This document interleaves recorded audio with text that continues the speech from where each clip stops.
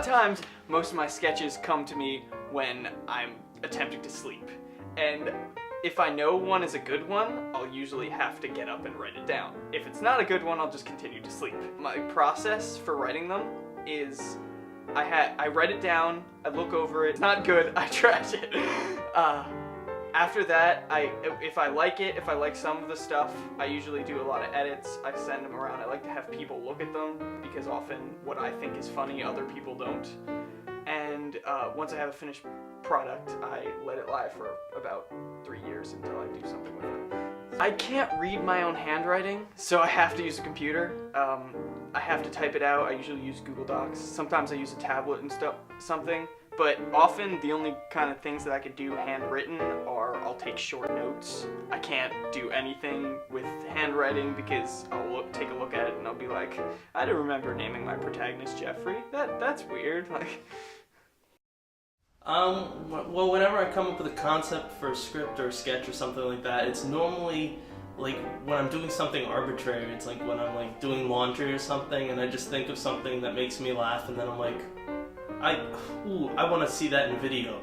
So I'll just write it down on my phone or something like that. I have a huge phone full of notes and just tons and tons of like different script ideas and stuff. And then I'll just pick one out at random and I'll just write about it as much as I can. Yeah, I'm typically always writing sketches on my laptop. To be honest, I do write down more scene ideas. Sometimes I will write out the scene. A lot of this Mike Scroy stuff was improv. I didn't necessarily write it down. I had an idea of how I wanted the skit to go, and I would try it a few times. I'm working on an idea about a guy who, this happened to me the other day. I was going to mail leather, and I was holding it, and I forget, I was having just difficulty. I dropped it or something, and I thought it'd be funny if somebody came down the street and said, "You want me to mail that for you?" And like, no, I don't know you. I don't want you to steal my mail. And he gets mad at me for not trusting him. So there's a situation there in development, you know. So it comes from a lot of me, you know, walking around during the day and me thinking, what would be funny right now in this moment, you know, as I pass the mailman or I pass the sushi place or whatever. So that's where the Mike Scroy show, the sketch ideas come from. I definitely identify with a lot of surreal humor.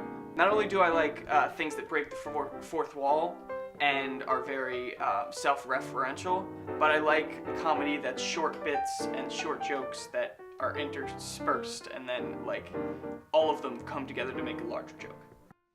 Favorite thing that I've made, I'd say favorite sketch-wise is definitely the holiday thing. Try and be as quiet as a mouse on Christmas Eve.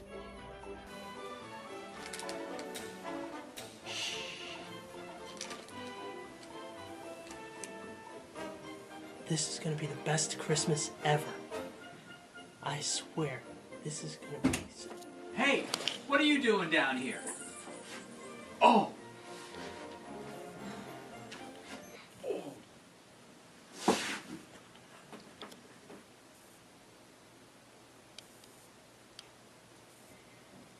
Like, just something where like an awkward pause can be the joke. So that kind of awkward humor, that kind of not knowing, like the characters behaving, I guess even more realistically, being part of the funny part of the sketch. I really just am digging the awkward humor nowadays. It was always being in a situation. The Mike Scroy show was an idea I had specifically of doing kind of a vaudeville style of show where you are the sane man in the crazy world. How could you take that day-to-day encounter where somebody approaches you on the street, and instead of it just being somebody passes you by or it's hi and goodbye, it's what funny situation can happen. Why is it in a wagon? How else am I supposed to get it home? Why don't you ride the bike home? No, I just bought this bike. I don't want to ruin the tires. What? No, I don't want to ruin the tires. It's a new bike. I don't want to get it dirty or nothing. I want to bring it home. Are you preserving the tires for the environment, and you want to end up having to buy new tires because rubber is not good for the environment? That's what you're doing? No, I'm just bringing it home. You know, I don't want to ride it now and possibly get it dirty. You know, because then what's going to happen? to a confusing conversation, and that's where the humor lies, and then it's just absurd what he's doing.